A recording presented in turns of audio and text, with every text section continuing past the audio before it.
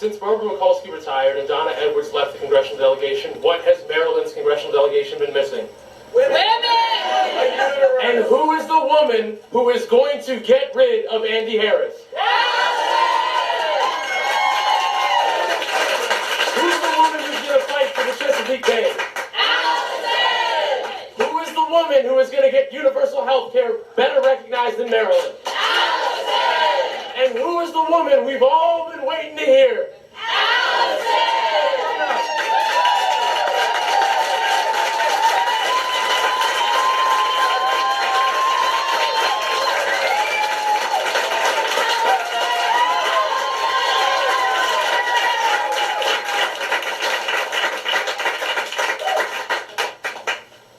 I'm a little shorter than that.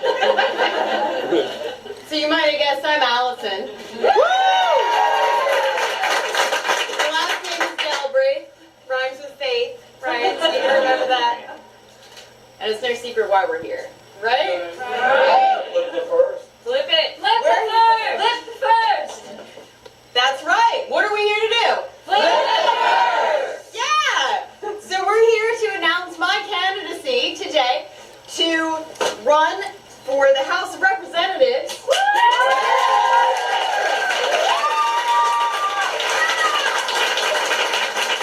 And we're going to take this district back for the people, right?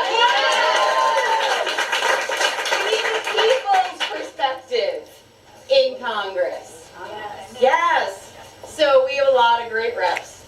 And we got one bad egg. Right? Who knows what the average Maryland resident looks like? Is it a woman? A man? What do you think? Woman. It's a woman. What do you think the age range is? 30 to 39. Yeah? I fell into it, so. Hey, I am one. that's right. That's right. It's a woman in her mid to late 30s. Right? Now, I love most of our reps, but we seem to be lacking a little perspective here. Right. And we have an opportunity to get rid of somebody who's not voting for the people, who doesn't understand the perspective of the people, and to replace him with somebody who does. What are we gonna do?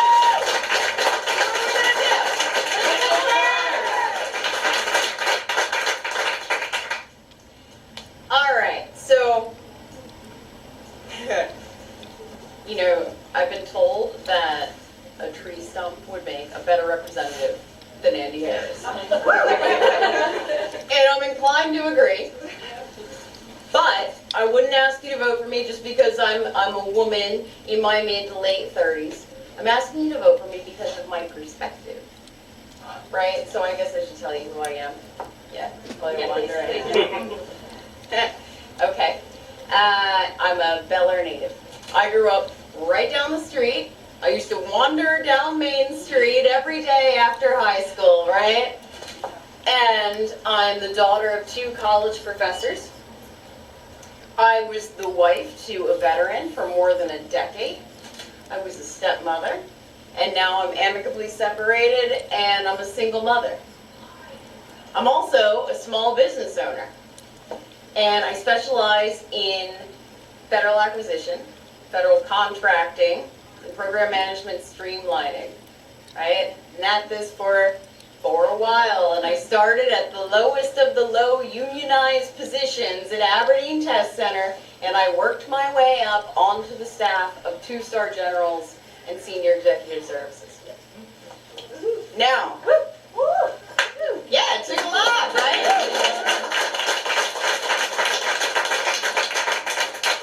Certainly against all odds with my philosophy degree. Now, I learned a lot along the way, right? I went to a lot of training. I was always taking up continuing education opportunities, going back to school, doing what I could to improve myself, and I learned a couple of really important lessons in program management. It might seem a little technical, but it applies in everyday life, right? Any competent program manager will tell you that we must plan for sustainability.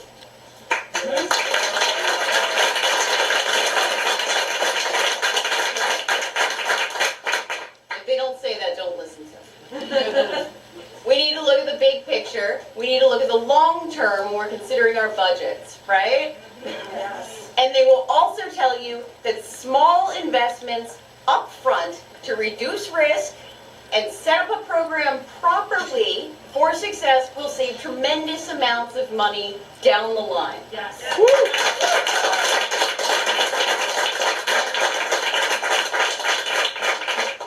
Now I want you to hold that thought, because that's important. All right. I've got other perspective too. It's not just work. I got lots of life perspective. So I can only own my business because I can finally get private insurance because of the essential benefits of the Affordable Care Act.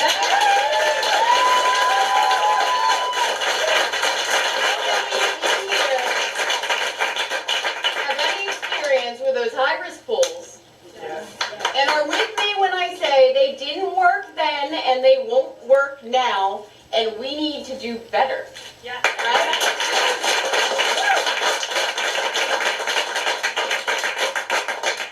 How many people have a child in public school? Right? A lot of us, right? Federal funding impacts our public schools. Yeah, how many people have a special needs child with an IEP? Right? Or ever had to get an IEP? It's hard, right? I had to hire an advocate. Why should it be that hard? It shouldn't. It shouldn't when you know there's a problem. Absolutely. What about an FHA or a VA-backed loan? Yep. I got one. That's why I have my house. Right? What about GI Bill? Yep, GI Bill. I put my ex through a bachelor's degree in mechanical engineering using the GI Bill, right? We also exhausted it. Right. And then we ended up taking out a ton of student loans. So who has student debt here? Right? We know, the people know what these policies do in our everyday lives. Right? Do we think that Andy Harris has a really good handle on the everyday impacts of the policies that he wants to pass, the laws he wants to pass? No. Right? He goes and votes for bills so bad that they want to exempt themselves from them.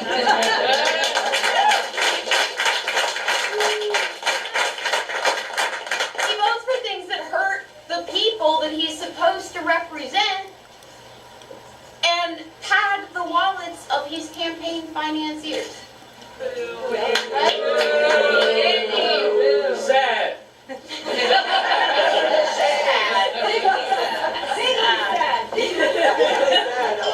It is sad. It really is. You laugh because you don't know what to do anymore about these votes. Right? Who's with me?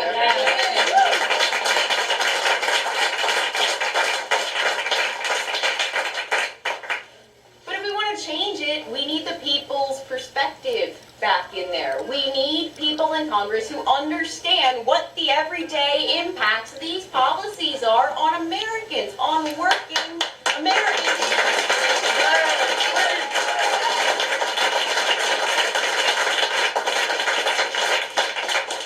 So we need a new perspective. We need the people's perspective on health care, right? Yes. Right? Yes. Now, do grocery store CEOs make $30 million bonuses by starving people to death? No. Why should an insurance company do it by denying us coverage? And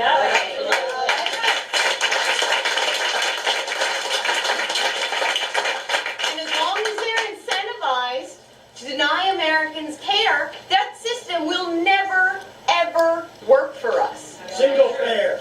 Right?